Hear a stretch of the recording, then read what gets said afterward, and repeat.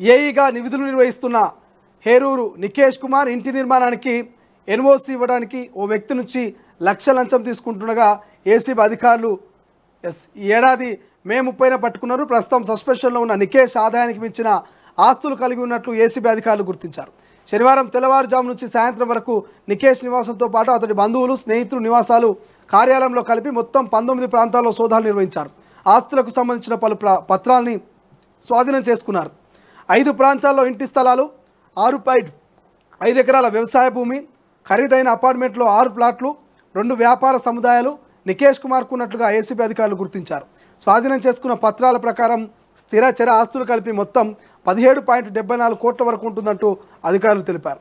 Market ధర ప్రకారం వీటి విలువ 150 కోట్లకు పైగా ఉంటుందంటూ భావిస్తున్నారు. సోదాలో గుర్తించిన ఆస్తులు కాకుండా బంగారము, బ్యాంకు లాకర్లు, బ్యాంకు ఖాతాలో నగదు నిల్వపైన ఏసీబీ విచారణ కొనసాగుతుంది. ఇక వాటాలు వేసి పంపకాలు 10 ఏళ్ల క్రితం ఇరిగేషన్ శాఖలో చేరిన నికేష్ కుమార్ 2021 నుంచి గండిపేట జోన్లో విధులు నిర్వహిస్తున్నారు. గండిపేట జోన్ హైదరాబాద్ శివారు ప్రాంతం కావడంతో అక్కడ రియల్ ఎస్టేట్ వ్యాపారం జోరుగా సాగుతోంది. చెరువులు, కుంటల సమీపంలో రియల్ ఎస్టేట్ వ్యాపార నిర్మాణాలు చేపట్టేందుకు ఎఫ్టీఎల్ బఫర్ జోన్ నిబంధనలు ఆటంకంగా ఉండడంతో వారి నుంచి పెద్ద మొత్తంలో వసూలు చేసి ఎన్ఓసి ఇచ్చేలా నికేష్ డీల్ కుదుర్చుకునేవాడని ఏసీబీ దర్యాప్తులో వెల్లడైంది. పేరుకే ఏఈగా విధులు నిర్వహిస్తున్న తనపై అధికారుల్ని సైతం ఒప్పించి ఫైల్ ఓకే చేయించేలా ఏకమొత్తంలో బేరం కుదుర్చుకునేవాడని తేలింది. కొన్ని సందర్భాల్లో ఒక్కో ఎన్ఓసికి 50 లక్షల వరకు కూడా వసూలు చేసినట్లు సమాచారం. వసూలు చేసిన మొత్తంలో సగానికి పైగా తాను తీసుకొని మిగిలిన దాంట్లో పై అధికారులకు వాటాలు ఇచ్చేవాడంటూ తెలుస్తోంది. కొత్తూరు మండలం సిద్ధాపూర్లో 2.50 కోట్ల విల్లాను నికేష్ కొన్నట్లుగా ఏసీబీ గుర్తించింది. ఇరిగేషన్ విభాగంలో ఆయనతో పాటు పనిచేసే మరో 5గురికి కూడా ఇక్కడే విల్లాలున్నాయి. దీనిపైన ఏసీబీ విచారణ జరుపుతోంది. పలువురు బినామీలట అక్రమంగా సంపాదించిన మొత్తాన్ని కాపాడుకోవడానికి నికేష్ బినాములను పెట్టుకున్నట్లుగా ఏసీబీ గుర్తించింది. దీంట్లో భాగంగా ఆర్థికంగా ఇబ్బందుల్లో ఉన్న తన చిన్ననాటి స్నేహితులను, బంధువులను ఎంచుకునేవాడు. వారికి 5 నుంచి 10 లక్షల వరకు సహాయం చేసి వారి పేరుతో విలువైన ఆస్తులు రిజిస్ట్రేషన్ చేయించినట్లుగా ఏసీబీ సోదాలో వెల్లడైంది. స్వాధీనం చేసుకున్న ఆస్తులు, పత్రాల ఆధారంగా బినామీలకు నోటీసులు జారీ చేసి విచారించి స్టేట్మెంట్ రికార్డు చేయనున్నారు. 2021 నుంచి ఇప్పటి వరకు గండిపేట జోన్లో ఇరిగేషన్ విభాగం జారీ చేసిన అన్ని ఎన్ఓసీలపైన ఏసీబీ దృష్టి సాధించింది. నికేష్తో పాటు ఉన్నతాధికారుల ప్రమేయం పైన లోతుగా విచారణ జరుపుతూ ఉంది. చూసిరా ఎట్లున్న కథగా, ఎట్లున్నది నా కథ. తీగలాగితే డొంక కదిలినట్టుగా ఆయన కథ మొత్తం కూడా ఒకటొకటిగా బయటకు వస్తూ ఉంది. సో చాలా వరకు కూడా చాలా ఫ్రాడ్ చేసినట్టు తెలుస్తూ ఉంది. సో ఎందుకంటే ఇంతకుముందే మనం మాట్లాడుకున్నాం ఈయన గురించి. సో లంచాలకు సింగిల్ విండో అంటూ ఈయన గురించి మనం మాట్లాడుకున్నాం ఇంతకుముందే. సో ఒక్కసారిగా భారీ స్థాయిలో లంచాలు చేపట్టినట్టు తెలుస్తూ ఉంది. సో ఏఈగా పనిచేస్తున్నటువంటి ఈ అధికారి నికేష్ సో కొన్ని 100 కోట్ల రూపాయలు ఎన్నికేసుకున్నట. సో ఎవరి సొమ్ము అనుకున్నారో ఏదో తెలియదు కానీ సో ఈ యొక్క సిద్ధాపూర్ కావచ్చు, అదేవిధంగా హైదరాబాద్కు పక్కనే ఉన్నటువంటి ఈ ప్రాంతం అంతా కూడా భారీగానే రియల్ ఎస్టేట్ జరుగుతూ ఉంటుంది. రియల్ ఎస్టేట్లో భాగంగా భారీ స్థాయిలోనే ఎన్ఓసీలు ఇచ్చి 50 లక్షలు, 20 లక్షలు, 30 లక్షలు ఇట్లా చెప్పుకుంటూ పోతే ఒక వ్యవస్థనే నడిపించండు. సో ఈయన కింది స్థాయి అధికారి అయినా కూడా పై స్థాయి అధికారులని మేనేజ్ చేసి ఈయన ఒక్కడే పైసలు కలెక్షన్ చేసి ఎవరి వాటాలు వాళ్ళకి సపరేట్గా పంపించున్నాడట. ఒక్కొక్క ఎన్ఓసీకి 50 లక్షలు అంటే మామూలు ముచ్చటన ఒకసారి ఆలోచన చేయాలి. మరి దారుణంగా ఉన్నది కదా.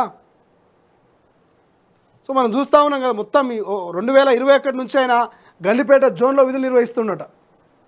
సో గండిపేట జోన్లో ఆయన 2021 నుంచి విధులు నిర్వహిస్తూ ఉంటే 2021 నుంచి విధులు నిర్వహిస్తూ ఉంటే సో ఆయన అంటే దాదాపు 3 ఏళ్ళ 3 ఏళ్ళు. ఈ 3 ఏళ్లలో ఎంత సంపాదించునో ఆలోచన చేయండి. గత 10 ఏళ్ల నుంచి ఆయన గత 10 ఏళ్ల నుంచి కూడా ఏఈగా పనిచేస్తూ ఉంటే ప్రధానంగా గండిపేట జోన్లో మాత్రం 3 ఏళ్ల నుంచి నిర్వహిస్తూ ఉన్నారట విధులు. సో ఈ 3 ఏళ్లలో ఎఫ్టీఎల్, బఫర్ జోన్లు ఇట్లా మీ అందరికీ తెలుసు.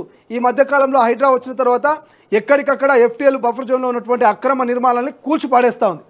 సో అటువంటి అక్రమ నిర్మాణాలని కూడా సక్రమ నిర్మాణం అంటూ ఎన్ఓసీలు ఇచ్చినట్టు ఈ అధికారి ఎంత అత్యున్నత పురస్కారం ఇవ్వాలి నాకు.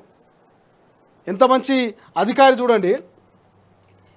ఇల్లీగల్ని కూడా లీగల్ చేసి పాడేసాడు ఆయనకున్నటువంటి అధికారంతో, ఆయనకున్నటువంటి పరిచయాలతోటి సో ఎక్కడికక్కడ రియల్ ఎస్టేట్ మాఫియాను ఒక రకంగా చెప్పాలంటే ఇది శాసించినట్టు. ఇక ఒక సాధారణ ఉద్యోగి ఇలా 100 కోట్ల రూపాయలు ఏడికెళ్ళి వచ్చినాయి. తన స్నేహితులకు, తన బంధువులకు, ఇక వాళ్ళ చుట్టాలకు, వాళ్ళందరికీ కూడా ఆస్తులను వాళ్ళ పేరు మీద చేయించిన రిజిస్ట్రేషన్ 2.25 కోట్ల విలువైనటువంటి ఒక అపార్ట్మెంట్ను ఆయన పాపం సిద్ధాపూర్లో కొన్నాడట. కొత్తూరు దగ్గర ఒక సిద్ధాపూర్ ఉంటుంది, మహేష్ బాబు దత్తకు తీసుకున్నటువంటి ఊరు.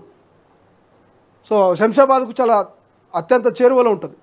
సో అటువంటి అక్కడ కోట్లు విలువ చేసేటువంటి అపార్ట్మెంట్లు, విల్లాలు పాపం సహోద్యోగులు కూడా కొన్నారట. ఆయనతో పాటు పనిచేసేటువంటి సహోద్యోగులు వాళ్ళు ఎంత కష్టపడితే సంపాదించవచ్చు ఈ పైసలన్నీ కూడా. సో కష్టం లేదు, మన్ను లేదు, పాలు లేదు, అద్రగానంగా అన్యాయంగా వాళ్ళ పేరు చెప్పి వీళ్ళ పేరు చెప్పి సో అద్రగానంగా దోసుకున్నటువంటి పైసలని తెలుస్తూ ఉంది. సో ఇట్లా ఈయన ఒక్కడే కాదు, చాలామంది కూడా ఇట్లా అధికారాన్ని అడ్డం పెట్టుకొని ఇక ఉద్యోగం పేరిట పాపం బాగానే దోసుకున్నటువంటి ప్రయత్నం చేస్తూ ఉన్నారు. సో లంచాలకు సింగిల్ విండో అంటూ నికేష్ని ఇప్పటికే సస్పెండ్ చేసిరు. ఓసారి ₹1,00,000 ఫోటో వస్తున్నట్టున్నది, ఎంత అమాయకులు లేకున్నాడు చూడండి. ఒకసారి ₹1,00,000 లంచం తీసుకుంటే ఆయనను పట్టుకున్నారట. పట్టుకొని విచారిస్తే తీగలాగితే డొంక కదిలినట్టుగా ఒక్కొక్కరి భాగవతం బయటపడతా ఉంది. సో ఈయనతో పాటు ఎవరెవరు లింకప్ అయినారు, ఏ అధికారికి ఎంతెంత ముట్టింది, సో ఈయన దోస్తులకు వాళ్ళ పేరిట ఎంతెంత భూమి రిజిస్ట్రేషన్ చేసిట్టు, ఎక్కడ పట్టా ల్యాండ్ ఉన్నది, సో ఇవన్నీ కూడా డేటా తీస్తున్నట. ఇప్పటికీ బహిరంగ మార్కెట్లో 150 నుంచి 200 కోట్ల విలువ చేసేటువంటి ఆస్తుల గురించి లెక్కలేసిందట ఏసీబీ. ఇంకొన్ని ఉన్నాయట, బ్యాంకులు ఎన్ని పైసలు ఉన్నాయి, బంగారం ఏమున్నది, ఇవన్నిటి డేటాను కూడా తీస్తూ ఉందట. మరి పూర్తి స్థాయి సమాచారం తీస్తే మరి 500 కోట్లకు పోయినా పెద్ద ఆశ్చర్యపోవాల్సినటువంటి అవసరం లేదు. అసలైన తొలి వెలుగు. ఫాలో వాట్సాప్ @తొలి వెలుగు official.